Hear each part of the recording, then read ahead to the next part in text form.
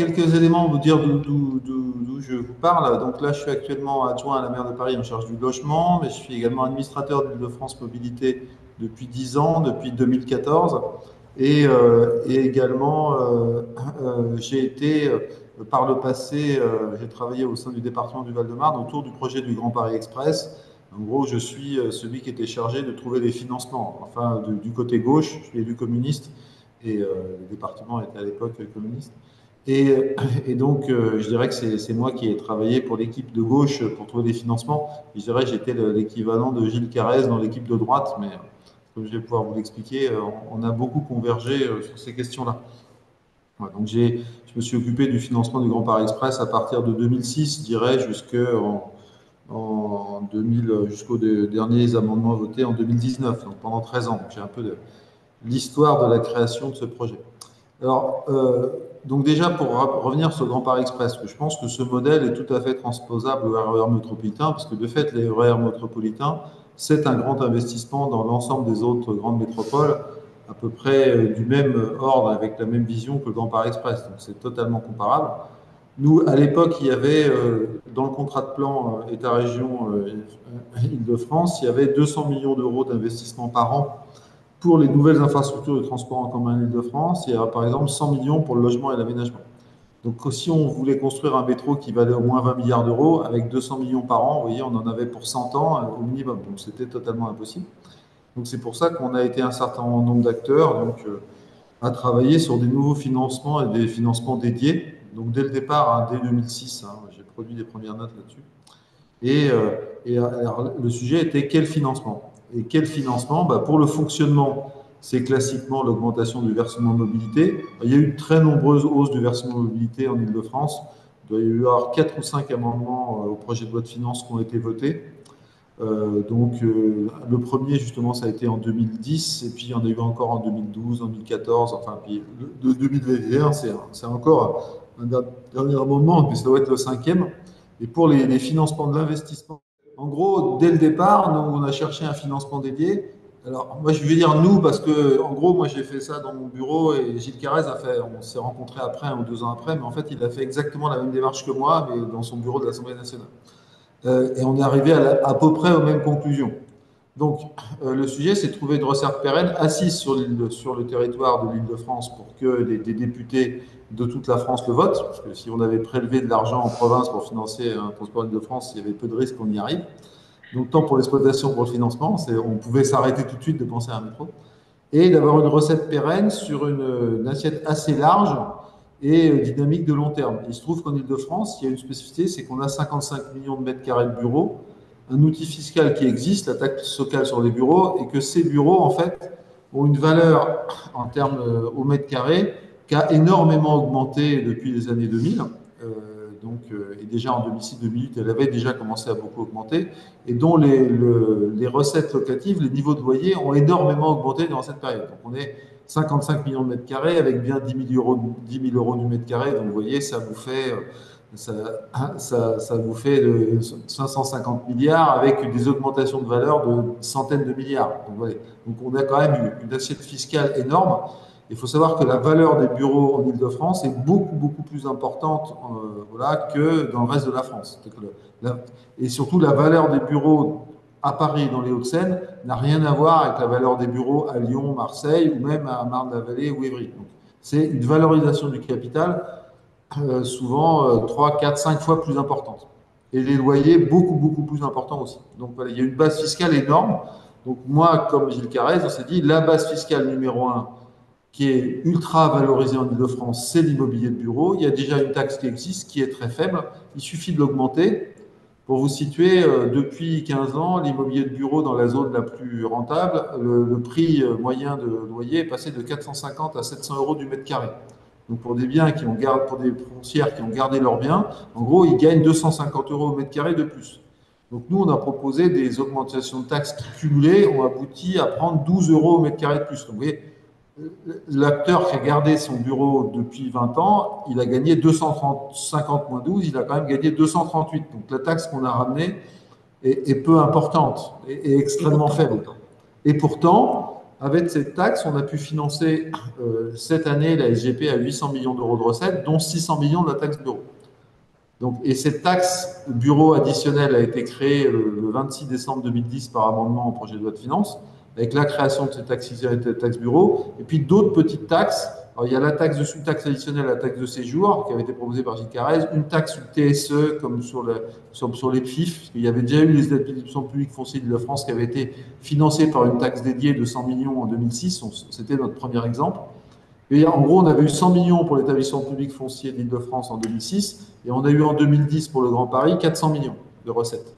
Et puis, au fur et à mesure de l'évolution du coût du Grand Paris, on a fait des amendements. Moi, le groupe communiste dépose depuis 2008, tout PLF, tout PLFR, des propositions d'augmentation de ces recettes pour le Grand Paris et pour les transports en Île-de-France.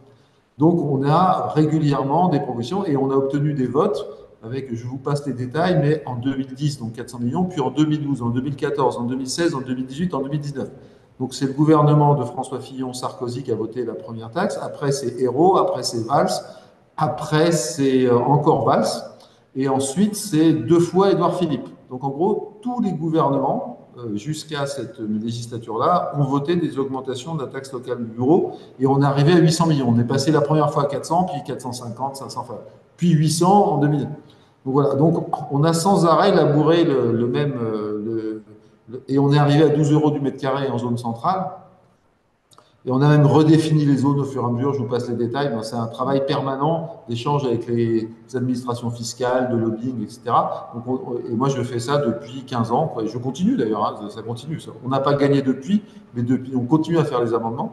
Et ce qui nous a permis de passer d'un niveau de financement de 200 millions via des contrats de plan à 3 milliards d'euros par an, grâce aux emprunts générés. Cette recette de 800 millions a permis de multiplier par 15 le niveau d'investissement. Alors, que l'on comprenne bien, cette taxe est affectée À la Société du Grand Paris. à la Société du Grand Paris pour rembourser les prêts Et, qu'elle et une contracte. partie de cet argent donc, finance le Grand Paris Express. Et on a Hum. aussi piqué du fric à la caisse du Société du Grand Paris, deux mèches tous ensemble, pour financer des projets du contrat de plan. Donc, ça, la ligne 11, dont le prolongement a été inauguré il y a 15 jours, a financé 400 millions via le fric aussi de cette taxe. Il n'y a pas eu que la SGP. Le RER Ouest, il y a eu plus d'1 milliard financé par cette taxe aussi. Donc, c'est D'accord. le Grand Paris et plein d'autres projets. En gros, nous, notre but avec un certain nombre d'acteurs, c'est d'engager le maximum de recettes et avec ça, on finance tout ce qu'on peut. Voilà, pour dire les choses. Et pas que le Grand Paris Express, on finance tout. C'est notre recette majeure. Et en plus, on a réussi à obtenir des arbitrages et que le contrat de plan est passé de 200 millions à 500 millions. Et je dirais, mais dans l'essentiel de la recette en plus, c'est la recette dédiée et pour le versement mobilité, on a fait sans arrêt des augmentations de versement mobilité. Et le dernier amendement qui a été de 800 millions, je tiens à vous dire que ça ne permet pas du tout de financer l'exploitation du Grand Paris Express. Valérie Pécresse et Clément Beaune vous ont raconté ça, mais il ne faut jamais croire à des gens qui vous racontent ce genre d'histoire. C'est de vagues bobards. Je suis administrateur de Île-de-France Mobilité. Aujourd'hui, Île-de-France Mobilité, nous, ce qu'on nous raconte, c'est que juste pour permettre, sans financer le Grand Paris Express, de remettre à flot les finances d'Île-de-France Mobilité, il ne fallait pas 800 millions, il fallait plus d'1,5 milliard. Pour arrêter l'envolée de la dette, qui est le problème de Valérie Pécresse, c'est qu'on a demandé des financements de 2006 à 2015 et qu'elle a arrêté d'en demander. Et que là, il en a demandé, il en a obtenu en 2021, mais beaucoup trop tard. Donc là, elle a 800 millions de plus, mais ça ne permet pas de couvrir le paiement de la dette et le paiement de salaire de salariés de la RATP NCF à un bon niveau, ce qui fait que les transports dysfonctionnent. Et ça paye, il y a 0 € pour payer le fonctionnement du Grand Paris Express là-dessus. Donc il manque encore 700 millions pour mettre à flot Île-de-France Mobilité. Et en plus, il faudrait 1 milliard, 1,5 milliard pour le Grand Paris Express. Mais on n'est pas du Pour les tout. investissements.